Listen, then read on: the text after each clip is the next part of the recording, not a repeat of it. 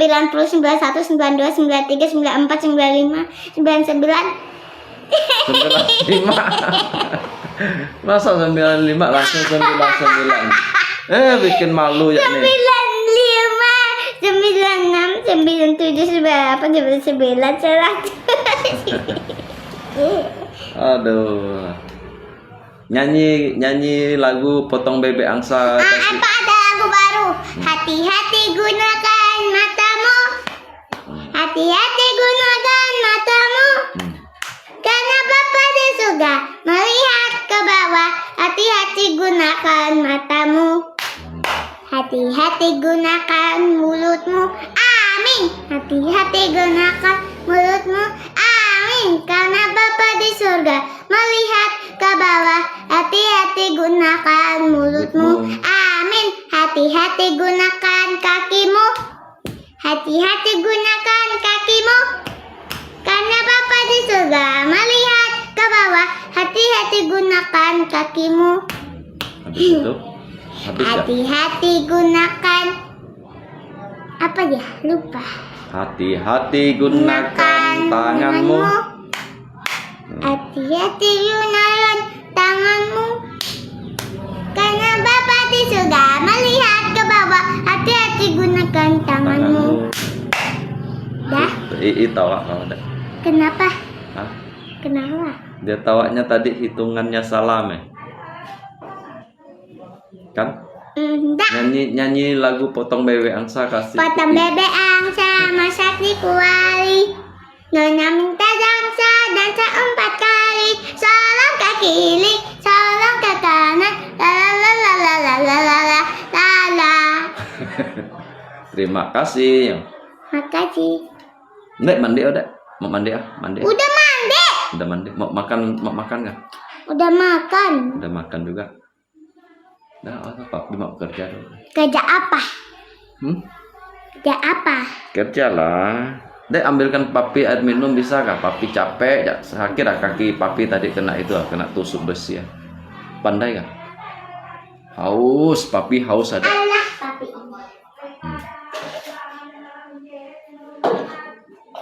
Về chim thang này xí đó à. Panas. Minum lah dek, minum. Hati-hati gunakan matamu, gitu kan dek kan? Hati-hati gunakan matamu. Aduh, terima kasih dek ya. Iya.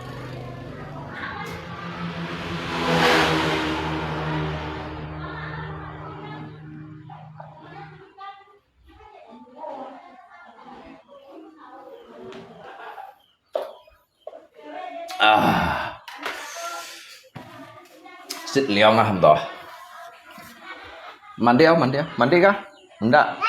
Pipis loh. Oh.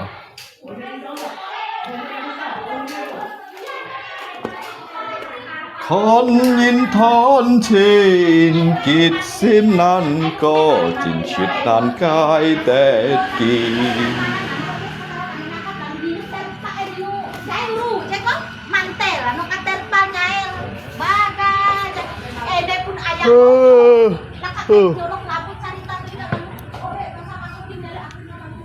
Chẳng tròn chiêu à hả? Bởi cho lái xíu à. Chân bởi lái xíu à. Alo. Như nào? Để tròn đây lượng phu ngay à, tròn lượng phu môn à.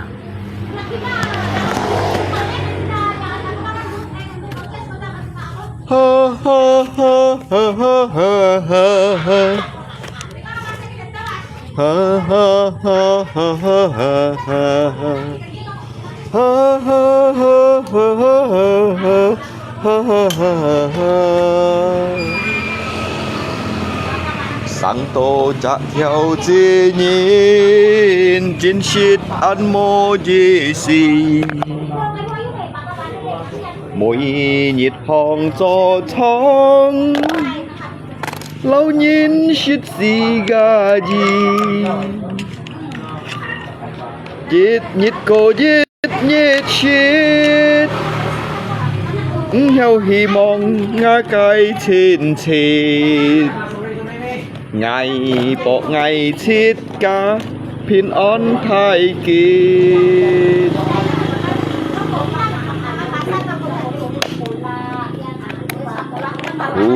khu cho tên lối ngày bùi liêu tô thiên thôi ngày chồng tô ngà gia ôi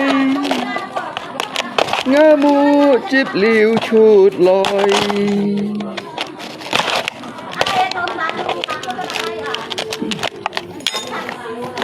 sang tô chặt theo chi nhìn mua nhìn chập chiều ngã cái nhìn thình ngài buồn nhìn con mò tổng xin nhìn mỗi nhịp ngày phung xiao xiao ngày cho cũng theo kéo xiong to ngày chút xe cái miếng suy gió mây sang tô an liều lùi thì mong ngà pen yêu ca mò con soi ngày chút xe cái miếng suy sang tổ an khéo mẹ ơi cái la la la la la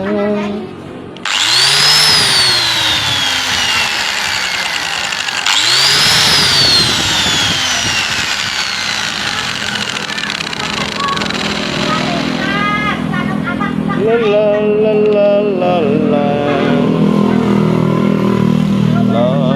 la la như tiếng Anh của cô là đó cái đang chung lượng theo cậu anh tại biết như một con ghi lượng theo đấy chung to đấy chú xì sần một cậu lấy của cô chỉ cái lô anh bật để sang anh lưu dịch thầy lấy mày đó đó là tăng chung lượng theo á cái lô thầy dịch hà như bản này mà đó nãy thì mày đó mày kẹp bạn trên à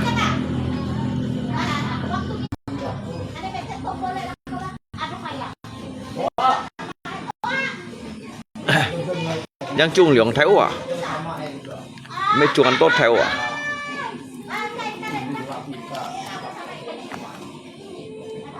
cái theo chẳng họ tả chỉ không cái theo bóng phải cái theo kẻ nhà nó để ra cái nhà bóng liệu chít bật chạy trong đó ra như bọn ship chạy tôi xin ngày mạng ra ngày tôi xin ngày mạng cái lấy cái lô lăng đi vào để lấy cái lô lăng đi vào chỉ xoay xi à cái chỉ xoay xi năm nay mà xài cho ba cái lô lăng chung cô giang cô như chung sáu ít à cô mới thầy buồn hả kalau như chung sáu ít cái dịch theo ở chỗ kiểu mẹ ta cái giả ra kalau hay còn chung cô á cái kiểu mẹ ta á ngay khỏi đi chung xăm theo leo giống như nào gì xia đó jadi hay còn cái chung bạn nhì theo sáu ít jadi cái này bản đinh hà xăm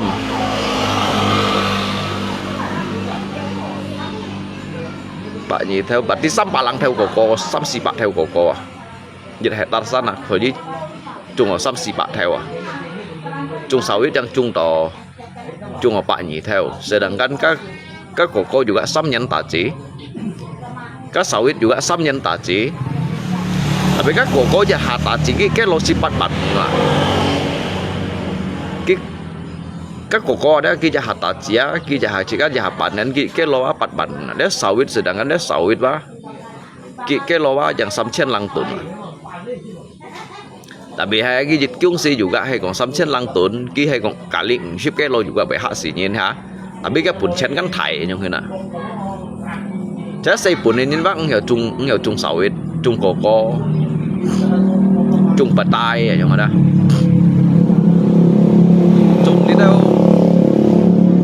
Chung lý đâu buah-buahan han hiểu yang mà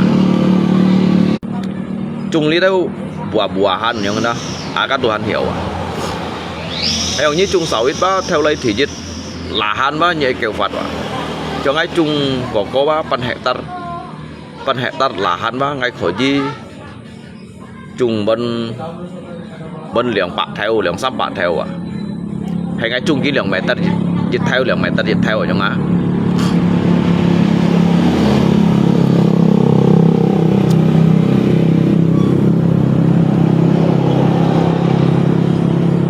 cái kiểm sẵn này cái buổi ấy cố gắng cái gắn bạn thầy cái shit chấp gắn bạn ăn phật kalau lấy sáu cái shit chấp gắn ăn phật cái chú xăm mệt ở chú kiểu mệt ta ở chú bật mệt ta phật cái shit chấp nếu sáu cái chấp khâu tổ kêu cũng hiểu ta chứ phải stress đâu à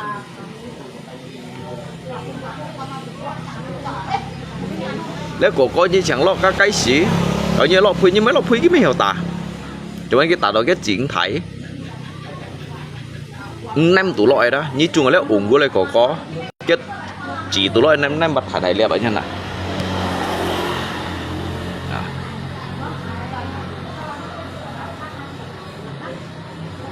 lẹ ngã ấp chi tuổi chung này mà ai nên ngày mẹ lẹ có mẹ này bún gì shit đó mèo shit cổ à chung cổ shit à đây là bạn mẹ cái chuyện của đây là bạn mẹ hiện nam chọn à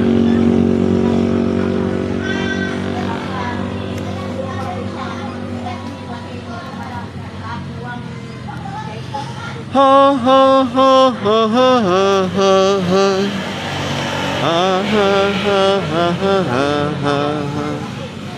ha ha ha ha ha ha ha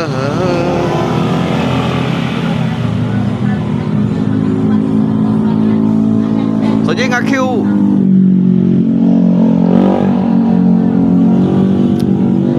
Q cái này kiểm ngắt là hàn cái này kiểm ấy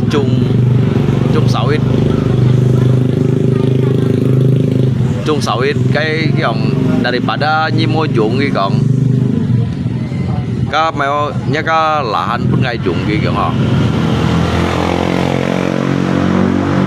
ấy ngay còn vô hồi pun nhi dụng ấy ngay ăn ngang ngay còn vẫn nó hiểu trong hình liền nhi sen trùng nha ngay còn nhi sen trùng nha ấy các nhi trùng liều nha ấy đó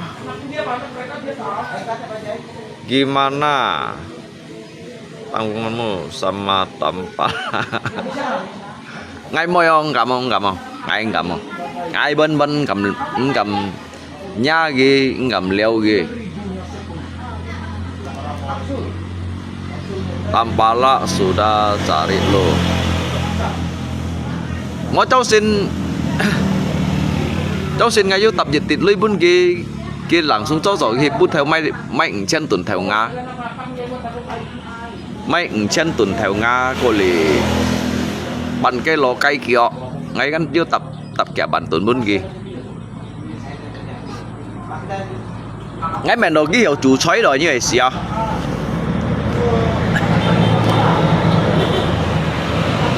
cái máy đó cắt theo Nga chân tuần này đó cái bữa nhìn ngay cắt thằng đó kia xong là chìm ngày cái dùng 20 tả cha thì chìm gì à giống đó 20 tả cha 30 tả cha thì chìm gì giống đó nếu mà như mình đó còn phải vài东西như mình đó còn phải hay mày lấy cái cảm bài như mày khai bạc tay mà hả tay 30 tả cha 40 tả cha đây hả cái bà còn phải lấy cái dịch khai cầm mà nặng ăn dịch chặt bạc tay rồi còn như tay chiếu lấy cũng phà cái còn nhắm à tay chiếu thì mệt mày không thế nào cái tùy lia dịch chạy trong hiện gì xí lấy phun hiện gì à lấy phun hiện gì đồng bắn gì còn tay 20 tả cha 30 tả cha 40 tả cha trong thế này à lấy xây phun hiện gì giống xây tiêu gì lấy xây tiêu gì ấy bạn à tôi ai kéo tuổi bữa nay xả luang xịt rồi à mong mày là ngay còn ngang mày là Tampalak ngay còn ya ngay còn ngang tiếng chua là ngay còn cả lo hay còn ngay bởi du còn sầu bời ai cái thân áo của băng ơi tội hả cái ngày nữa thân áo của băng gì tội hả đó gần ngay hiểu coi gần ngay liền bắn như theo nào bầu rồi anh ngồi mua chi ngay còn ngay kỳ bút nhì ngay mòn to lui ngay còn một thọ mình tạ đam mai uống đam mai ăn to ngay còn nhong bạn tuần ngay tôi hành diêu ngay còn hay còn bạn tuần đó ngay tôi hành diêu ngay còn tao cái gạn xí à tao cái gạn xí đó ấy gần như con ngay ăn mò gần như con xoay ngay giờ mày còn à gần ngay mấy còn con xoay nhì ngay ba mòn to lui ngay còn Tampalak còn truy mó á ở dưới theo bàn uống đam mai đó ngay ba món tổ lôi như mấy tiếng ngay kampung tụi li ngay tại nằm juga còn chơi cô ngay là ngay còn mà chỉ tu ngay HP drop hết hả kan ngay phân chas này nãy phân chít chọ lòi đó ngay phân chít chọ lòi tu con kia vô tả thiện đó Tampalak vô tả thiện bốn ngày vô sự kita vô bắt ship lin yang thế nào bắt ship lin đó dịch giả tạo thiên con sao vậy kì rồi chứ sao vậy ngay mua mấy sợi mua ngay bê tả thiện tả đều đó tạo mua cắt mua sao à mấy ngày đây chẹp hỉ lôi à jadi yang bantun phao trong chiều uang damai bantun wah gitu sakai sih wah Lungko jangan lupa coklat kamu bagi buat Tampalak Timur udah mau mai Natal Leo Lako hadiah buat Lako juga ya gimai ít lagi còn cái punya kan yang hình còn đó saja ngay tu còn bantun đeo uang Damai Tampalak này còn kiếm hả mà cái vẫn khâu thiệt lấy còn chống chiều đó mà ngay còn cái kia thì ba sao lagu Trong Xiao Jin tahun 70-an Lung phone này anh kiểu mà như sẽ nó phone này mà cái chiếu sòn hi ba sao à kiểu hi ba sao đi cái nhìn các máy các thèo nga dịch cái lôกัน7,000 tấn ấyปั่นcái lô 7,000 tấnปั่นcái lô 7,000 tấn kiểu máy 1,000 à máy 1,000 tấn 1,000 tấn berarti kan 1,000 tấn kan mau song dịch cái lô hả cái chín bún cái bát on cái thèo nga đó cái thèo nga cái chín bún cái bát on sai ơi kìa cái chơi lon cái chơi than à cái chơi lon cái chơi than à kiểu saya beli 5.000 harus 1 kilo gitu nggak bisa bang gitu rugi gitu saya ini bang ambil dengan orang juga gitu ke Camba ini gitu.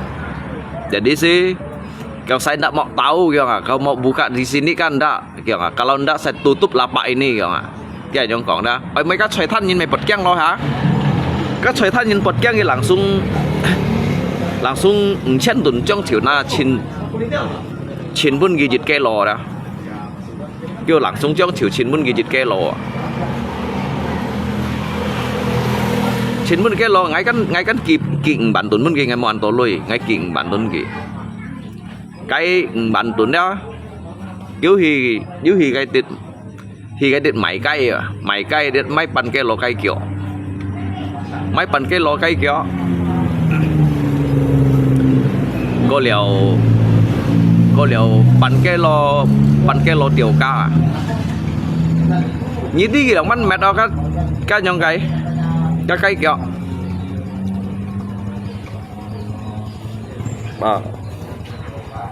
jadi cái nhông cái cây kiểu đó cái nợ trở nên cái thèo ngã cái thuê phun đuổi cái thèo ngã cái thuê phun đuổi cái cây kiểu juga thuê phun đuổi chén chi cái mệt trời jadi các tiểu ca mua sẻ mua mày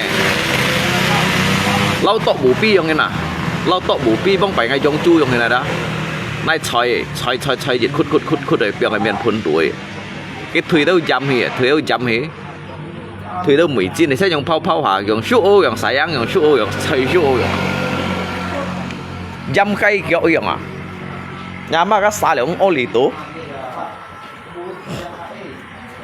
kiểu và tỏ chuẩn cái bà hiếu ngay đó kiểu Alung trên kiểu như mong cắm nhà nó kiểu đi hàng 200 cây kiểu xí rồi kiểu các cây kiểu bao giờ mày chọn à cái mày các cây kiểu căn cái mày không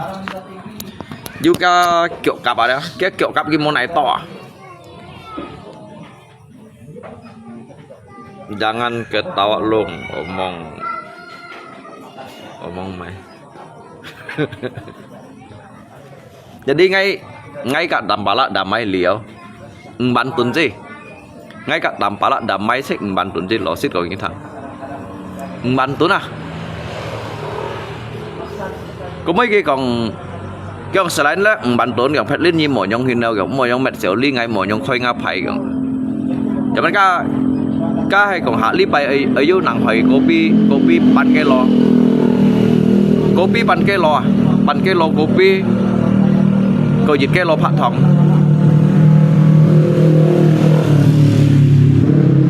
ngay cả Tampalak Damai liao kawan ya Santo Agung liu hỉ lại ra liu hỉ lại cả nhị kỳ pun kì ngay cả Tampalak damai li liao bantun damai liao ngay pun kì bantun ngay kỳ pun kì ta Phật bantun có liao pan cái lo kopi phun hà chả li bayang kiai sam tahap damai sam tahap. Tahap pertama junglui Pak. Tahap pertama junglui bantun, tahap kedua ada tu hak lipai tu pan ke lo kopi phun dịch cái lo phát thong. Cái tahap ketiga ada hay còn cái tahap ketiga lo, tahap ketiga itu jumlah yang kayak liang bao jan có xì bao miền, liang bao jan xì bao miền Indomie miền mai mẹ đấy đúng pha cái gọng ai xăm linh damai chứ lâu nhìn ca còn khi talak yang talak pertama, talak kedua, talak ketiga đó yang ini dah. Jadi itu juga kan mereka kita lihat nasan coba song sampak cian yang ini. Ngay còn hay còn damai thải lui ngay còn ngay hiểu Tampalak.最多bác bantun ngay còn ngay dưới tuổi thấy bantun. Kipot ada hari này kim hết à. Tòa cho ngắt thiền pháp với khẩu muống à, khẩu cái lại bầu chiếu à, khẩu drop hết à. Cái ông pháo trong chiếu bantun trong chiếu kìa à. Yang benar aja skill hay wa trong chiếu bantun kìa trong chiếu kìa. Tapi dia si hangga liang lin wa, hangga liang lin. Itu tahap pertama, tahap kedua, tahap ketiga itu. Rồi cháu xin ngay kan langsung cầu mì, ngay cầu mì kan. Jadi chia sẻ cái mì thuần à, chia sẻ cái mì thuần đó. Cái pion ai bột thang ai xay à, chia sẻ cái mì thuần cái pion ai bột thang ai xay. Mà pion ai lù sim ai xay đó. Cái nhìn cược một cá ăn cổ, cái nhìn chọn một cá được chín ăn cổ, cái nhìn nền hon chín à, cái nhìn cái nền chín à, còn ấy cái Tampalak cái mày không xem như pion ấy hết cái mày không xem mì thùng máu còn hay quá, kiểu như vậy xấy nhá mì thùng cái xay này ngay xay con đi đó chế ti màu à ngay con đi ti màu à nhóm còn bao à, như ti cái gì xí à các bạn. Cuman cái mungkin anan cai cái ly nào, chỉ xây cái mì thùng cái pion cái lùi xay à, cái một cái chật Hakka nền tít đun này. Cái Tampalak cái mì thùng này pion cái xay, cái hay bằng xây liền cái mì thùng, ngay xây liền cái mì thùng. Nhưng mà này xay nè, hay quá cái con lý đó keluarga netizen timo gitu à, ngay con cái sát timo gitu à. Jadi ở mày đã cháu xin ngay khi cậu mì cậu ship cái lò. Cậu ship cái lò á ngay pun gì petai đó ngay pun gì petai đâu dah petai ngang mai li ngay pun gì petai dah kiang oleh dah petai dah.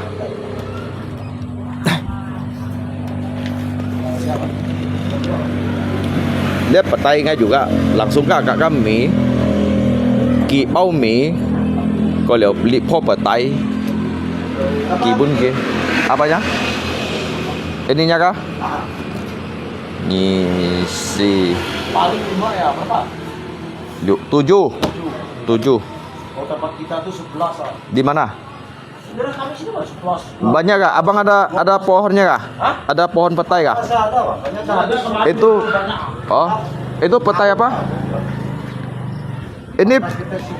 ini petai padi kah? Enggak lupa pantu. Petai papan ya? Itu terlalu bangku. Terus oh Yang enak tuh padi.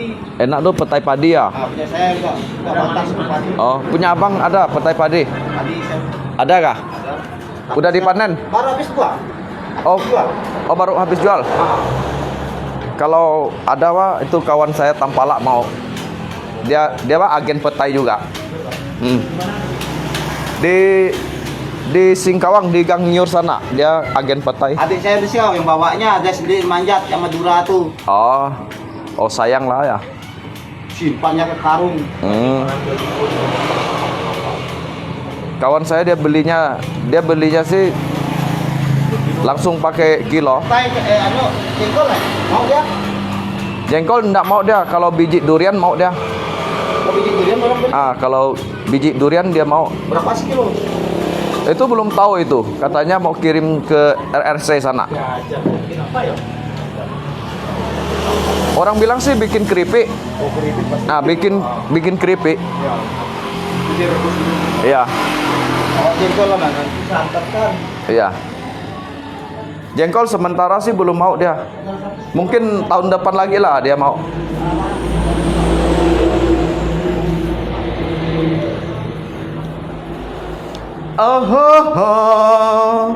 Yong kepi. Guntur nyi siêu mai Guntur. Nyi siêu mai bắp má à. Bắp má sổ nhớ. Mới siêu nyi siêu ngã lạ cô ngà ya mày không xia. Ngã lạ cô siêu liều liền phút à. Dia ngay cổng kéo sao thằng. Kỳ siêu liều liền phút à.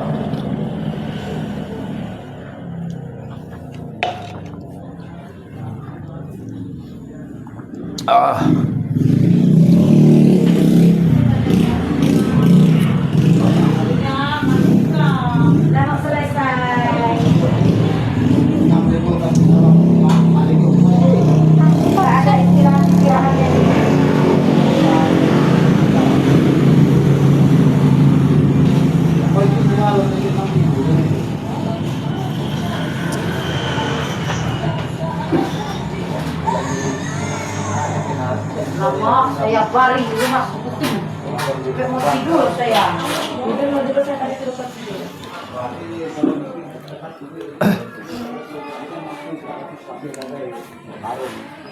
Banyak lah ya petai abang 2 pohon tuh ya. Yang satu pohon tuh Pak, satu karung. 2 karung. Oh banyak oh ya. Baru besar gini batangnya. Oh masih itu ya, belum lama punya, paling 5 tahun gitu lah ya. Iya, dia Pak. Di atasnya sawah saya dekat. Oh. Ya. Karena masa sendiri. Oh ya. Petai ini 1 tahun dia buah berapa kali ya? Saya baru belajar. Oh. 2 kali, 3 kali ya. Dulu kok suka gugur. Saya kasih obat. Oh. Pakai obat perangsang sawah tuh, Pak. Oh. Yang perut sawah. Oh iya iya iya. Iya. Baik. Obat itu, Pak. Obat jadi, Pak. Jadi, apa pakai itu. Oh, ya ya ya.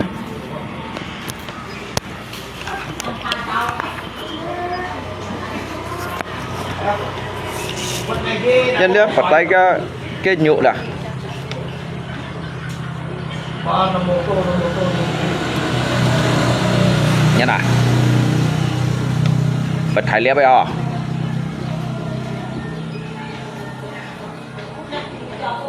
Kêu thầy lihat là.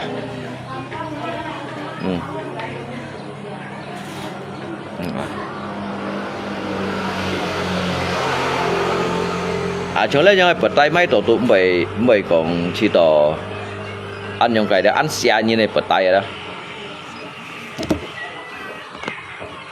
Ở lihat bật tay papan.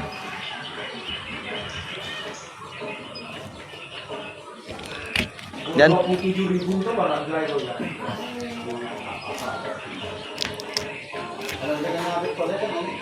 kan karena minuman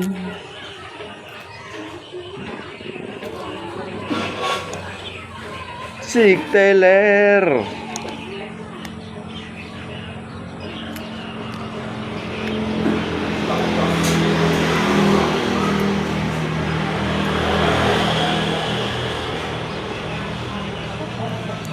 nên như mấy ở ham mì ấy chảo gì đó chảo lát lát đeo chỉ có xin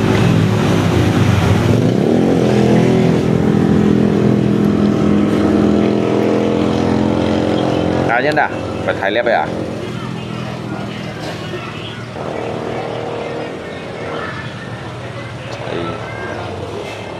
thái theo cú apanya? Di mana? Oh, Tampalak yang beli biji durian tuh kah? Oh. Dia bukan, dia di sini ya, di Gang Niur sini. itu masuk mana dia?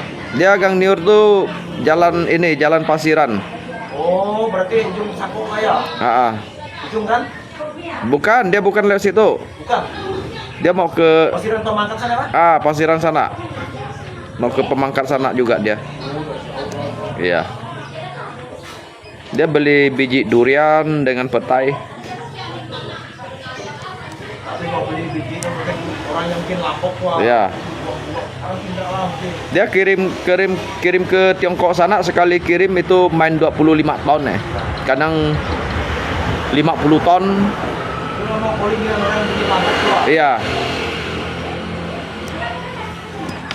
Mahal dia, kata mereka sih waktu itu pertama dia beli 1 kilonya itu sekitar 30.000 biji durian tuh. Kulitnya tuh kalau yang bagus dia masih mau juga ya, untuk masak rendang dia bilang.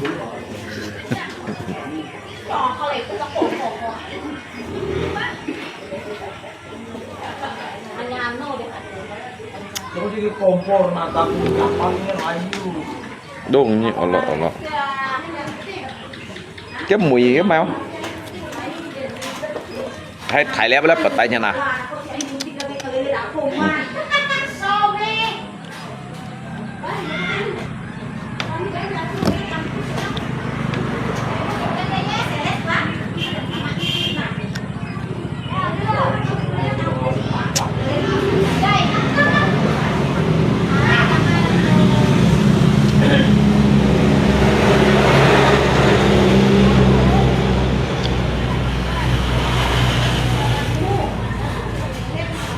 Itu rasa thiam-thiam đâu đây.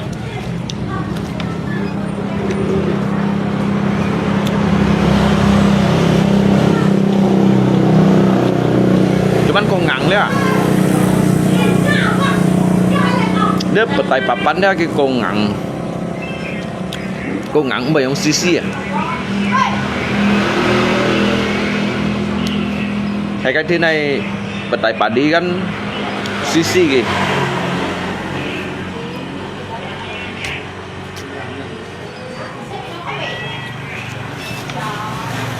Lung như olo tampalak ngay mo olo kia chạy mẹ olo kia lẽ ba điều gì thì các thân xỉu cái cài sầu cái theo lúa ngay cả cái đám mai lì leo ngay bệnh bắn tuần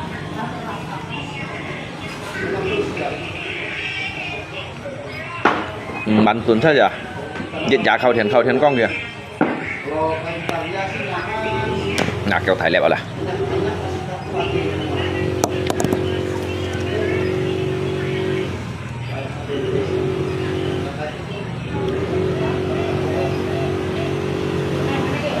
saya ikat gitu toloi jit bantun ah jit bantun jit po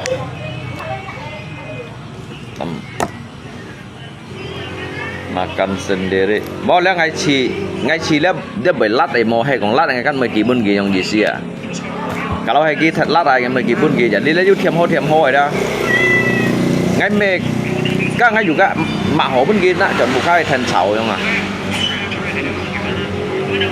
bật thải lẽ bấy nhùa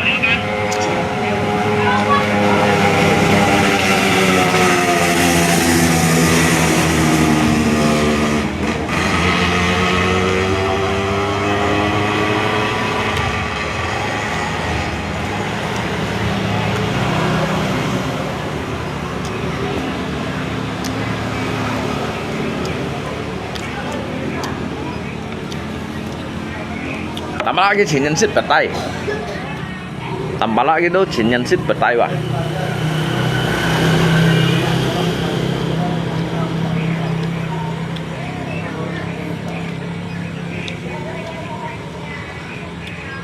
Bật tay theo yang bật tay theo cái còn là bật tay theo. Makan mentai ya.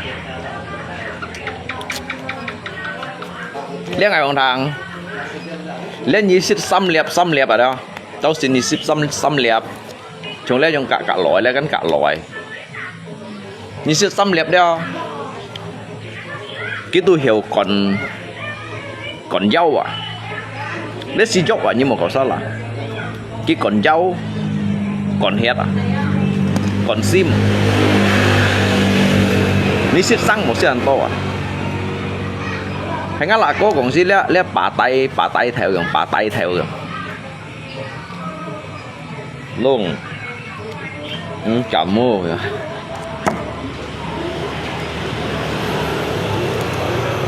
bà tay theo rồi mỗi bài cái mày xịt mày lép bà tay mày à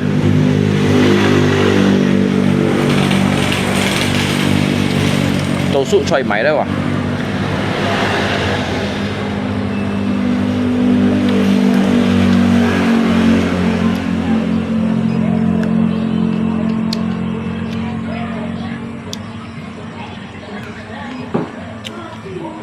thèm không thèm hô à như con ăn chiang bật tay không à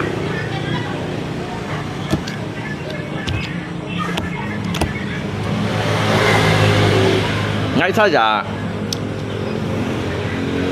ai mang còn như thằng gì mà cả nhà thơ sẽ ngay phân cầu Mỹ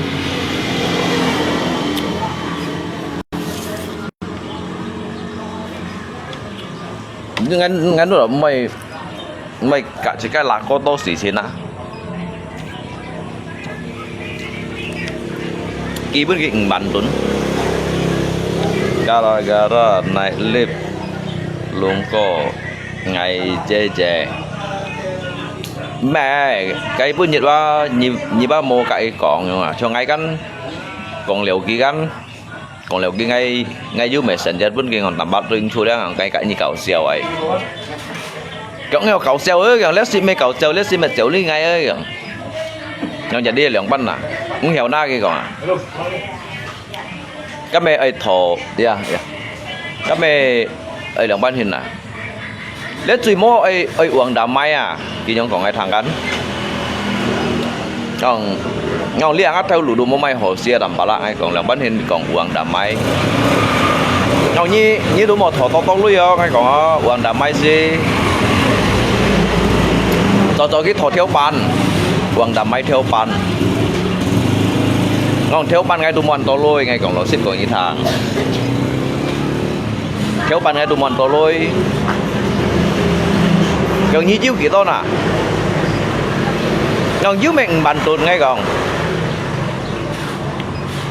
ngon ai dưới tuổi bá trách bàn tuần ngon to ngay còn mồ chạy to lâu các mẹ mong mòn to luôn ngay còn ngắt chịu tụi hắn ổ tăng à chân tụi hắn ổ tăng này hả các chị các tụi mày còn dưới à chè ăn to à chè thời văn hiếu còn à hả túp à bây kìm hay là túp à bây kìm hay là đó cái về ngay mày con YouTube lo hả con YouTube con lấy con gì mua à cái giết trả khẩu thiền con à cái ông phao bạn tuần trong chiều ông bạn tuần trong chiều ông à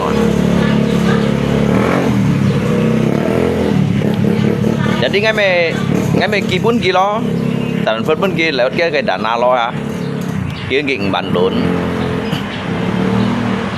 tốt rồi cái bút theo mấy bàn cái lô cây kiểu mấy bàn cái lô cây kiểu có lý mấy theo ngã bàn cái lô có tiểu ca đi cái lò bàn cái lò có bao dân tốt rồi cái clip à nhưng mà kỳ liệu bốn kia bạn tuần cái bà tôi hiu ngay à kỳ liệu bốn kia bạn tuần kia tôi hiu ngay kiểu Alung chết kiểu như còn ngay liang hay kiểu lẽ ngay à kiểu à na hả chọn à các cái kiểu thuê phun đi à cái kiểu cái này thuê phun đuổi hết theo ngã juga thuê phun này mua sẻ mua máy tiểu ca phai này chơi hả bây giờ chạy thong này gần chấm lù chả cái kiểu cá bể shit đấy mang đi nhiều chủ chói ở Tampalak ngay đi ở na cái bể sáng selalu sa Indomie miền đi hiểu rồi bác sẽ chủ miền gì chủ miền tôi hắn mấy cái chủ ấy số chủ bún kia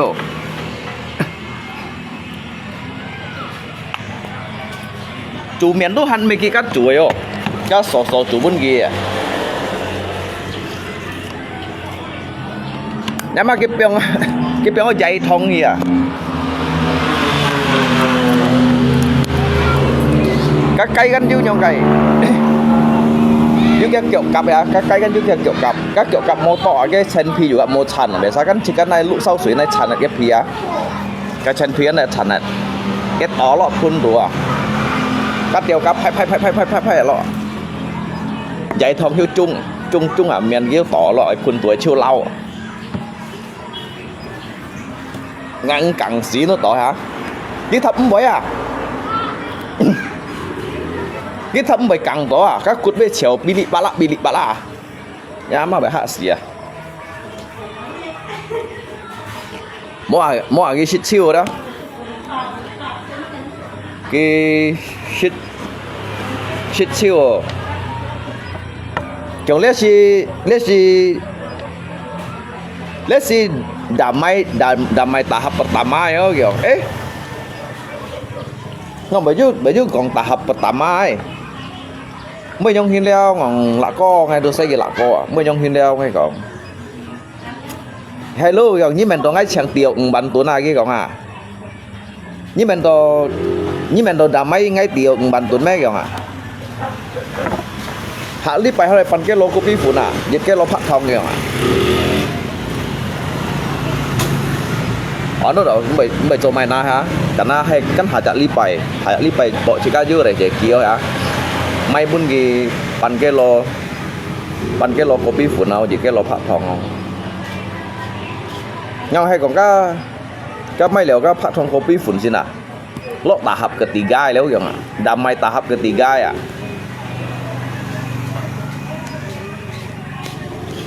ngon cái tahap ketiga sih nè lượng bao chân xì bao miệng nhở à các tụt thân đều kiểu một xí chiến đâu cả kiểu mà cả nhà kiểu như một tem cổng ngay như còn ngay cả lý do à chơi cũng bao nhiêu một tem cổng ngay kiểu đó như mày nhung hình gì kiểu một biển nó kiểu là như sang rồi phơi kiểu nhìn ở cả ngày đám máy sang rồi nhung hình nó ngay quy kỳ đám máy quy kỳ đó cái đám máy quy kỳ đó à tahap pertama tahap kedua tahap ketiga ya tapi son bởi na cái toleransi anh thấy là họ cái bài còn cái gì thì dari theo pan này mà các bạn theo pan damai lấy damai thì đã chúng mới sẽ tìm bản tuần gì à bản tuần cái chiêu sòn thì ba sai thì là may cái kiểu may pan cái lo cái kiểu các theo ngã cái cái lo cái chít chen tuần này đó cái nhìn cái môn các pasar nhìn kiểu berapa ditambah itu 1 kilo kiểu 7.000 kiểu saya beli 5.000 kiểu saya beli 5.000 berarti kan mau song những cái lo ha kalau hay còn mấy chen kan berarti kan son do 4 on yang na ha kêu chin 4 on mun kia à chin 4 on mun kia chứ cái kan còn 4 on cái còn con đã cukup 1 kilo không con đã dikasih 1 kilo Jong tak bisa lah bang, Jong ini kan kecambah ini bang orang titip punya Jong. Jadi Kak Fo kan mày theo ngay nhìn kiểu kan nhìn các titip vậy à. Cái chiếc thân aku pang-pang cái siêu sỏi tu cái một Việt đó. Kalau kamu masih mau buka lapak di sini kan enggak gitu nggak? Cái mun kan nhìn là cái pasar tuổi nhìn à. Jadi ở mấy cái pasar tuổi nhìn là nó tỏ trang ở 2,000 tuần phan là chín bún gì cái lò đó. Chín kêu bún gì cái lò. Kiến nữa mấy cái to sang xe giống thế nào. Cái ăn chú nhìn nó tạm bạ lại đấy họ.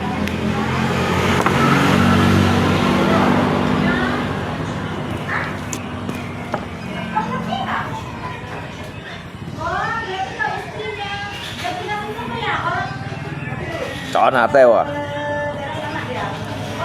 Chọn hạt teo kiểu sayang kiểu cái xăm tiềm lăng chỉnh xe đều khổ mồn cái kiểu tỏ lọ phun đùa heo ngao tỏ lọ chiêu kiểu một cái cái bắt thùng sọ cái lụa hả liêu thiếu lọ dày thòng giờ hả lọ vô lọ 19 lọ dám đâu à lọ kẻ lẹp săn châu gì à sò hang anh chút các sò hang anh chút muốn gì mệt mày dám lù dạ cây kiểu vào các cây kiểu này dám lù dạ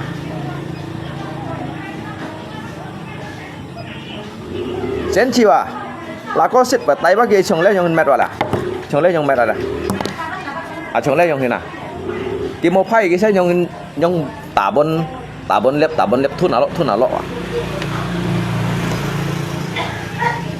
ngay muốn cái tầm bá la như xịt vào tay bởi trong hiên kêu lép thun trường xịt liều lép của bảy phẩy rồi nhông kêu lép xịt rồi đó thường những cái này mạ khoai lời dịch mạ khoai lời hả này xảo à cái mèo à cạo phi trường à xịt đấy xịt liều cô dưới tầm suối rồi cô bảy phẩy rồi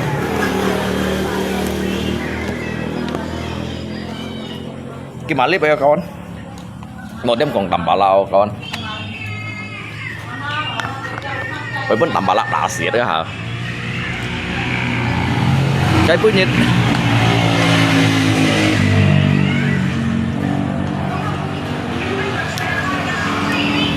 chấm vào ngay bún gì hạt đỏ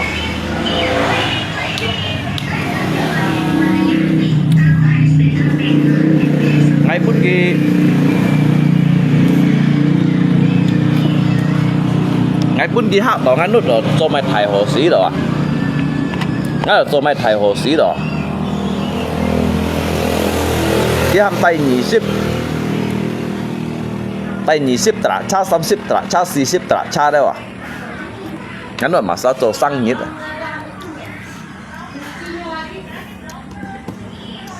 tay nhị ship trả cha 30 trả cha đấy à tay thì chim kia à không phải nhìn mày nhìn đâu rồi ngắn rồi cho mày thải hồ xí rồi mày chế ba đầm ba cái cắm ngay sổ à mày cắm nhìn sổ gì đâu à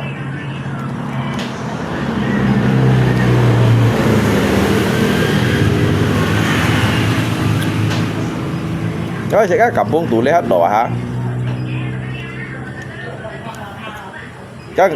các à che còn mang du kỳ lui mè chỉ tiếc mang du phơi như gì mè mang hồ cắm ngay sổ lo cho cậu anh hả cái mẹ piang bản lại lo xả bát cái dịch lượng nhiệt lại lo khẩn nó hả ngày tiếp bây giờ ngay piang trả trái thì kèm ghi à kêu ngay piang trả trái thì kèm ghi xong lại à cắm ngay sổ vào đi hả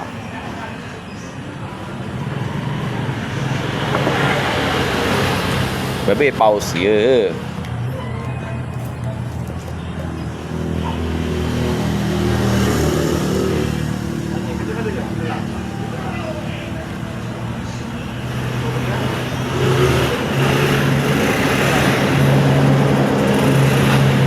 ăn kẹo đây tập tay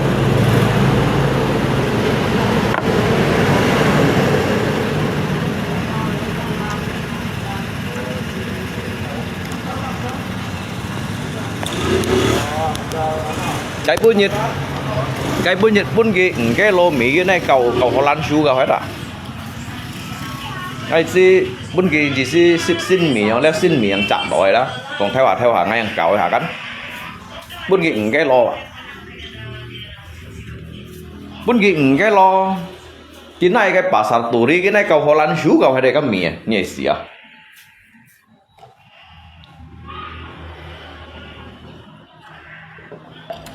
tại như còn cái chín anh này phải à các họ làm su gắn gì cái lô này 4,000 tuần sementara cái mì cái lô bản 4 tuần cái mì cái lô chỉ cái kỳ bún cái này hiện pas lại được cái cầu chít cái lô họ làm su cái mì bản 4 tuần mà cái họ làm su 4,000 này cái này cầu à cái này cầu họ làm su cầu hay là cái lô mì cầu chít cái lô họ làm su kiểu kỳ dăng những cái lô vậy cái món sữa các họ làm su cái lô 4,000 nhưng mà cái lô mì ở chỗ khỏi gì mấy xăm cái lô họ làm su xì cái lô họ làm su hả cái lô 4,000 là lượng cái lô 8,000 á 8,000 xì cái lô bản liệu à kiểu cái mì này 3 sải ở cái này cầu họ làm su bằng cổ bi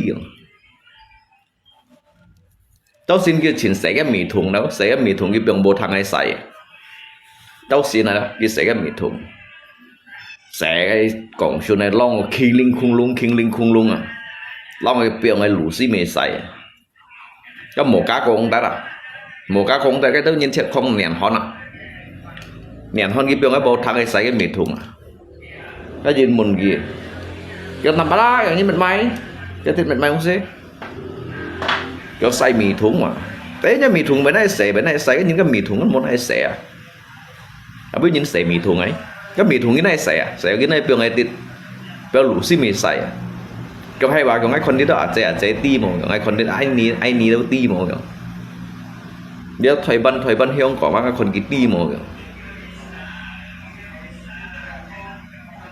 jadi cái gì xí ba khi còn chút lý kỳ với bác cũng xỉ ngày cày xỉ đâu đâu đâu cái còn chút lý kỳ với bác cũng xỉ ngày cày xỉ đâu nhưng mà